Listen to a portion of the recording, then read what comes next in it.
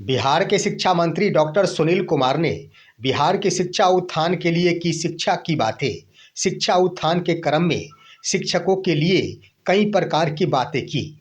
शिक्षकों के ट्रांसफर की बातें की, शिक्षकों के प्रोन्नति की बातें की, मानदेय में बढ़ोतरी की बातें की, शिक्षक बहाली की बातें की, परंतु भूल गए कुछ यूं बातें। नमस्कार दोस्तों, मैं हूं आपका दोस्त एसके चौधरी। 29 दिसंबर 2025 का वो वक्त था और माननीय शिक्षा मंत्री डॉक्टर सुनील कुमार के द्वारा बिहार के शिक्षा उत्थान के क्रम में लगभग 30 मिनट से ऊपर तक के बातें की। इससे संबंधित प्रेस रिलीज भी जारी किए गए हैं जो कि शिक्षा उत्थान की बातें करता है। लेकिन दोस्तों, आइए आज के इस वीडियो में हम आपको बताते हैं कि माननीय शिक्षा मंत्री के स्तर से कई तरह की बातें तो की गई, परंतु कई बातें उनके द्वारा आखिर छोड़ दिया गया। आइए वो कौन सी बातें हैं जिसे कहना भूल गए बिहार के शिक्षा मंत्री। लेकिन इससे पहले दोस्तों, अगर आपने अभी तक हमारे इस चैनल सुसत्य वचन को सब्सक्राइब नहीं किए होंगे तो कृपया अभी सब्सक्राइब कर लेंगे। दोस्तों, बिहार के शिक्षा मंत्री डॉक्टर सुनील कुमार के द्वारा शिक्षा उत्थान के क्रम में 7 निश्चय योजना 3 की बातें की गई। इसके अंतर्गत बिहार में आखिर प्रत्येक प्रखंड में एक आवासीय मॉडल स्कूल खोला जाएगा, प्रत्येक प्रखंड में डिग्री कॉलेज खोले जाएंगे, शिक्षा हब का निर्माण कराया जाएगा। इस तरह से कई प्रकार की बातें की। लेकिन बातों के क्रम में आइए हम बातें करते हैं कि आखिर शिक्षकों के लिए जो विद्यालयों से जुड़े हुए हैं उनके लिए उन्होंने क्या कुछ कहा है। उन्होंने आखिर 18 पन्नों का प्रेस रिलीज जारी किया है जिसमें कई प्रकार की बातें हैं और आम जनों के पास यह संदेश वो देना चाहते हैं कि आखिर विद्यालय से जुड़े कर्मियों के लिए बिहार सरकार आखिर क्या क्या की है। सबसे पहले आइए दोस्तों, इसके क्रम में शिक्षकों के बहाली से संबंधित बातें कर दी गई है। उन्होंने स्पष्ट कर दिया कि आखिर पूरे बिहार भर में बीपीएससी के माध्यम से 2,27,000 शिक्षकों की बहाली कर ली गई। लेकिन उन्होंने ये नहीं कहा कि आखिर इन्हें बहाली की गई तो ये सरकारी कर्मी है या फिर नियोजित कर्मी है। कहने के लिए तो उन्होंने कहा कि बिहार सरकार ने सरकारी कर्मी को नियुक्त किया और बीपीएससी के माध्यम से। लेकिन यहाँ पर ये कहना वो भूल गए कि बीपीएससी के माध्यम से तो शिक्षकों की बहाली की, परंतु आज तक राजकर्मी वाला वेतन उन्हें नहीं दिया गया। उसके बाद आइए दोस्तों, शिक्षक बहाली के संबंध में उन्होंने स्पष्ट कहा कि टीआरई 4 के तहत एक बार फिर से बिहार में शिक्षक की बहाली होने जा रही। उन्होंने कह दिया कि सभी जिलों के स्तर से रिक्तियां प्राप्त हो गई है, उसकी जांच की जा रही है और नए वर्ष के प्रथम सप्ताह में बीपीएससी को अधियाचना भेज दी जाएगी। लेकिन दोस्तों, उन्होंने ये नहीं कहा कि आखिर इसकी बहाली कब की जाएगी और कब संपन्न करा ली जाएगी। शिक्षक बहाली से संबंधित ये बातें पहली बार उन्होंने नहीं कही। इससे पहले 6 बार वो इसी तरह का बयान दे चुके हैं। लेकिन आखिर कितने पदों पर कब बहाली निकलेगी और कब यह प्रक्रिया समाप्त होगी, ये कहना वो भूल गए या फिर कहना उन्होंने उचित नहीं समझा। उसके बाद दोस्तों, मानदेय बढ़ोतरी के संबंध में इस पर हम आगे चर्चा करेंगे। लेकिन उससे पहले आइए ट्रांसफ़र के क्रम में उन्होंने स्पष्ट रूप से कह दिया कि आखिर लगभग 1 लाख शिक्षकों का ट्रांसफ़र कर दिया गया है। इससे पहले 1 लाख शिक्षकों का ट्रांसफ़र हुआ है और वर्तमान में 21,903 शिक्षकों का प्रखंड आवंटित ही कर दिया गया है।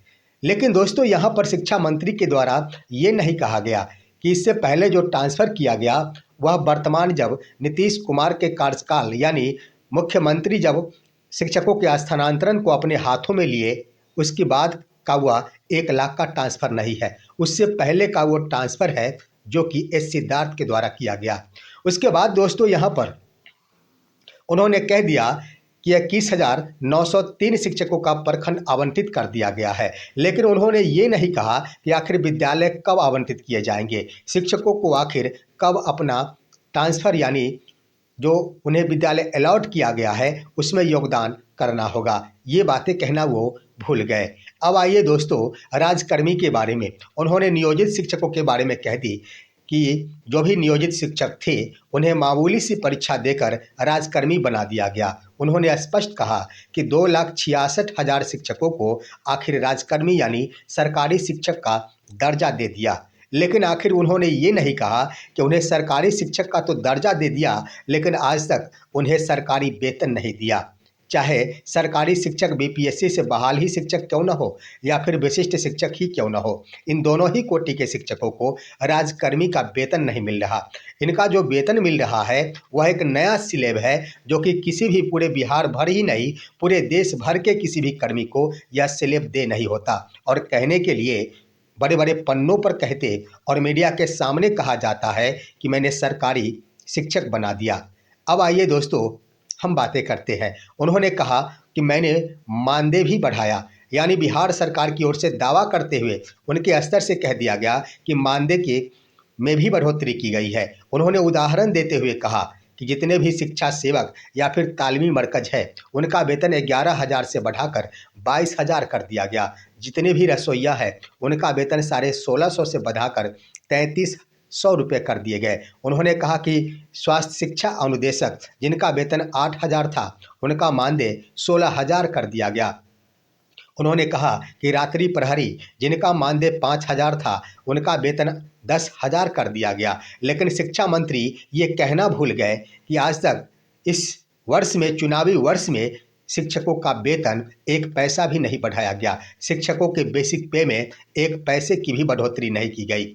यहाँ पर दोस्तों देखेंगे तो आखिर क्यों उनके स्तर से चर्चाएं नहीं की जा रही, इस पर भी हम बातें करेंगे। अब आइए, उनके स्तर से आखिर अपने बखानों में कमी यहीं पर नहीं छोड़ी गई।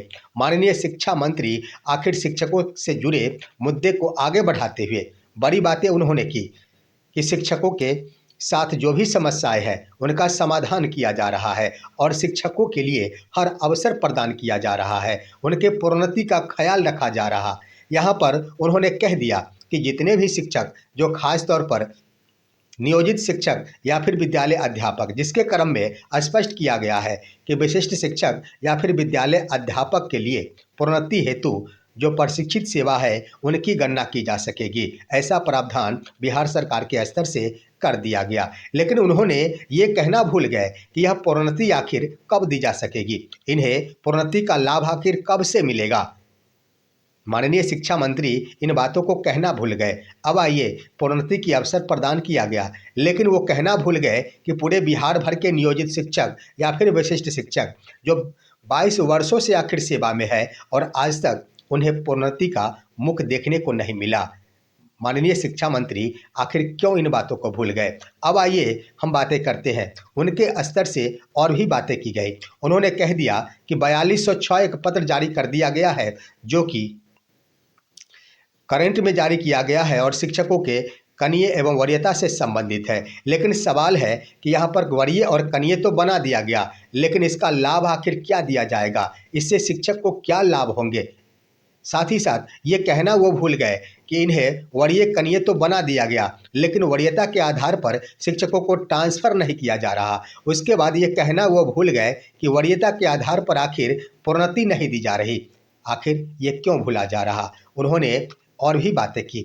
उन्होंने कह दिया कि शिक्षा हित में बिहार सरकार बहुत बड़ा कदम उठा रही और शिक्षकों के तमाम समस्याओं का समाधान हेतु कटिबद्ध है। साथ ही साथ आगे कदम बढ़ाते हुए उन्होंने कह दिया कि आने वाले दिनों में जितने भी शिक्षक होंगे वो कोई भी समस्या से ग्रसित नहीं रहेंगे, उनके तमाम समस्याओं का समाधान कर दिया जाएगा। और इस पर शिक्षा विभाग आगे भी है और पहल भी कर रही, लेकिन आने वाले दिनों में जो समस्याओं का समाधान किया जाएगा। पे प्रोटेक्शन की बातें कर दी गई। यहाँ पर पे प्रोटेक्शन की समस्या तो आज भी बरकरार है।